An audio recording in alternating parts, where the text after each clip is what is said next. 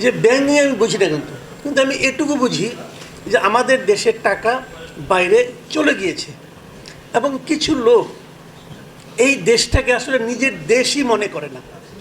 তারা মনে করে তাদের দেশ হলো আসলে সিঙ্গাপুরে অথবা আমেরিকায় অথবা মালয়েশিয়ায়। এই জায়গাটা হলো ওর জন্য লুটপাটের জায়গা। এখানে তারা লুটপাট করবে, ওখানে নিয়ে জমাবে। যে জিনিসটা আমরা ব্রিটিশ আমলে দেখেছি, ওরা আমাদের এখানে এসেছিল লুটপাট করার জন্য। আর এই লোকগুলোর এই ভূখণ্ডে ভুলক্রমে জন্ম হয়েছে এই দেশটাকে লুটপাট করার জন্য। এবং সবচেয়ে বড় কথা হলো কি, একজন লুণ্ঠনকারী ধরুন আপনার বাসায় কেউ সেকে লুট করতে পারবে যদি আপনি করতে না দেন? পারবে না। তো আপনি লুট, আমাদের এখানে কী হয়েছে, কেবল লুট করতে দেয়নি, বাড়ির মালিক বলতেছে যে তুমি এই লুট করে আমার জন্য একটা ঘর বানাও, ওখানে আমিও যাব, আমি আর তুমি একসঙ্গে থাকবো। আমি এখানে বাড়ির মালিক সেজে আছি এবং বাড়ির যে মালিক সেজেছিল উনি নিজেই লুণ্ঠনকারী। একটা সরকার কখনো এমন হতে পারে? দেখেন, একটু আগে আমাদের একজন আত্মীয় রহমান সাহেব প্রশংসা করে গেলেন। আমি ভালো কথা, ওনাকে আমিও পছন্দ করি। ওনার একটা বিখ্যাত আর্টিকেল আমি পড়েছিলাম, কীভাবে উনি গরুর দুধ বিক্রি করে এত কষ্ট করে এত বড় এসেছেন। সবই ঠিক আছে, ওনার প্রতি আমার অনেক সহানুভূতি কাজ করে। কিন্তু ওনার হাতে আমি বাংলাদেশ ব্যাংকের দায়িত্বটা দিয়েছি। আপনি তো দায়িত্ব পালন করতে পারেননি। কেবল পারেননি না, আপনার ব্যাংক থেকে লুট হয়ে গেছে, আপনি থামাতে পারেননি, সেই খবর জেনেছেন, 1 মাস লুকিয়ে রেখেছেন। তো আপনি এখন বাইরে কেন থাকেন রে ভাই? আপনার তো জেলখানায় থাকার কথা। কিন্তু তাকে নিয়ে কিন্তু কেউ কিছু বলে না। হ্যাঁ, লোক ভালো, আমি অস্বীকার করি না, কিন্তু কাজটা তো পারেন নাই।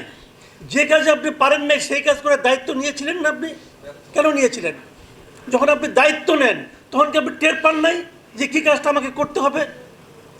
একটা উদাহরণ তৈরি করতে হতো। তখন যদি আপনি বাংলাদেশ ব্যাংকের ওই গভর্নরকে জেলে ঢুকাতেন, পরে আর কেউ গভর্নর হয়ে এই কাজগুলি করতো না। এর জেলে কে ঢুকাবে? জেলে যিনি ঢুকাবেন উনিই তো এগুলো করতে বলেছেন। উনি তো বলেন তোমার লুটপাট করো, করে আমার একটু দিও, আমার পোলা আছে পোলারে একটু দিও, আমার ভাই আছে বোন আছে বোনরে একটু দিও, উনি তো এগুলি বলেন।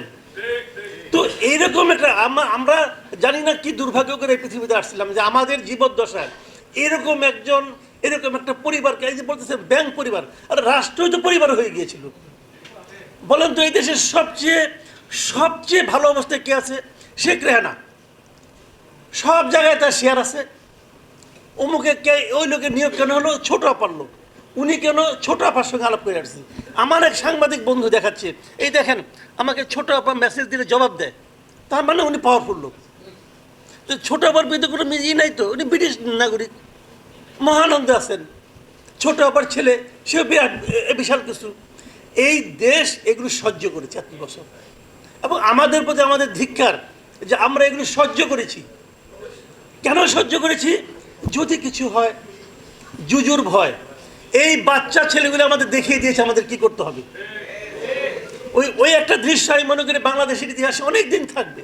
ওই যে একটা ভিডিও আমরা দেখলাম না, যে এই যে এডিসি ইকবাল বলতেছে যে একটারে গুলি করে মারি আরেকটা দাঁড়ায় যায়, বাকিটি যায় না।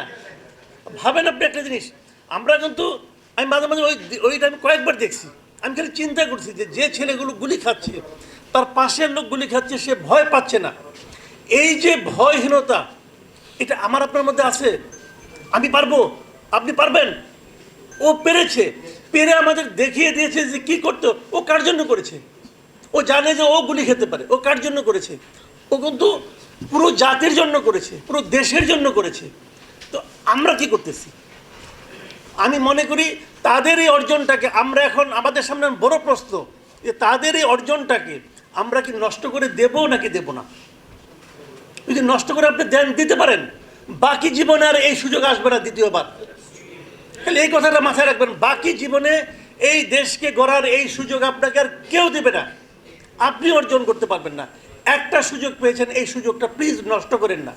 যার যে অবস্থানে আছেন, যে যেখানে আছেন, আমি যেখানে আছি, আমি ক্ষুদ্র মানুষ, আপনিও হয়তো ক্ষুদ্র মানুষ, আমার চেয়ে একটু বড়, আপনি আপনার জায়গা থেকে, আমি আমার জায়গা থেকে। কি হবে? আপনি সালমান আহমেদের কথা ভাবেন, কি হবে? আমি মাঝখানে একটা টিভিতে বলেছিলাম, আমার এই জন্য অনেকে সমালোচনা করছে, এই সালমান রহমান এবং ওই যে আনিসুল হক, তাদের ধরছে।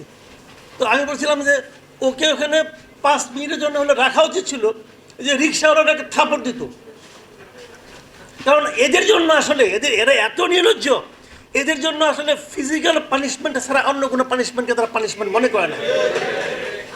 আজকে থেকে 10 বছর পরে দেখবেন এই সালমান রহমান আবার টাকা, এই মামলার কি হবে, কি হবে এই মামলায়? 2 দিন পরে সে বেরিয়ে আসবে, আবার তাকে দেখে আমাকে আপনাকে সালাম ঠুকতে হবে। আমার ছেলে তার প্রতিষ্ঠান যে চাকরি করবে, এখন অজুহাত দেবে আমাকে আটক রাখলে এত হাজার শ্রমিক বেকার হয়ে যাবে, হ্যান হবে তেন হবে। কিন্তু ফিজিক্যাল পানিশমেন্ট দেওয়া উচিত ছিল। ওই আতিউর রহমানকে জেলে ঢুকাইতেন, সালমান রহমানকে রিক্সাওয়ালা যদি চত্থাপড় মারতো, ওটা ভিডিও করতেন, সবাই দেখতো এবং বুঝতো এই আকাম করলে কি হয়। তো আমি সবাইকে একটা কথাই বলবো, ভাই ব্যাংকিং ব্যবস্থা ঠিক করেন। মানুষের মানে ভরসার জায়গা। আগে তো মানুষ একসময় শুনতাম, ছোটোবেলায় গল্প শুনতাম, মানুষ ব্যাংকে টাকা রাখে না ভয়ে যদি আমার টাকা চলে যায়। এখন তো ভরসার জায়গা হয়েছে। সেই ভরসার জায়গাটাকে যারা নষ্ট করেছে তাদেরকে চিহ্নিত করেন এবং তাদেরকে কঠিন থেকে কঠিনতর সাজার মুখে আনেন। আর শেষ কথাটা আমি বলছি, এই ব্যাংকটা তো একসময় সফল ছিল, তাই না? আমি ইসলামী ব্যাংকের কথা যেহেতু বারবার এখানে আসতেছে, তো ইসলামী ব্যাংকের একটা কথা বলি, এই ব্যাংকটা তো একসময় সফল ছিল। এত ট্রায়াল অ্যান্ড এরর বেসিসে যাওয়ার দরকার নাই। যাদের দ্বারা সফল হয়েছিল তাদেরকে নিয়ে আসেন, হিসাবটা সিম্পল। মানে যারা এই ব্যাংকটাকে সফল করতে পেরেছিল তাদেরকে দায়িত্ব দেন। ভাই তোমাদের কাছে মাপ চাই, তোমাদের ব্যাংক তোমাদের কাছ থেকে একসময় আমরা লুণ্ঠন করে নিয়ে গেছিলাম, তোমাদেরকে দিলাম, তোমরা এটা আবার ঠিক করো, হয়ে গেল। নতুন লোক আইনা দেখি পারে কিনা, ওকে ওনাকে নিয়ে আসি, উনি আমার খালাতো ভাই, ওনার সঙ্গে সেমিনারে দেখা হয়, অথবা আপনি এসে দায়িত্ব নেন, আমি এখন দায়িত্ব পেয়েছি দায়িত্ব দেওয়ার, অথবা আপনি এইগুলি করে আবার কিন্তু একই ঝামেলায় পড়বেন। কাজেই সবচেয়ে যেটা পরীক্ষিত, যে যারা এক সময় এটাকে সফল করেছিল তাদের হাতে উঠাই দেন। কীভাবে উঠাইতে হবে, কি টেকনিক্যাল প্রবলেমগুলো কী আছে, শেয়ার কীভাবে ভাগ করবেন, দিবেন, এগুলো আপনাদের ব্যাপার, এগুলো আপনারা করেন, বুদ্ধি নিশ্চয়ই একটা আছে। কিন্তু সহজ সমাধান হলো যারা এই ব্যাংকটাকে সফল করেছিল তাদের হাতে ব্যাংকটাকে উঠাই দেন। আমি আর বেশি কিছু বুঝি না, আরটু বলতে গেলে হয়তো ভুল ভালো বেরিয়ে পড়বে, ধরা পড়ে যাবে, আমি কিছুই বুঝি না। আপনারা সবাই ভালো থাকবেন, আমার জন্য দোয়া করবেন, দেশের জন্য দোয়া করবেন।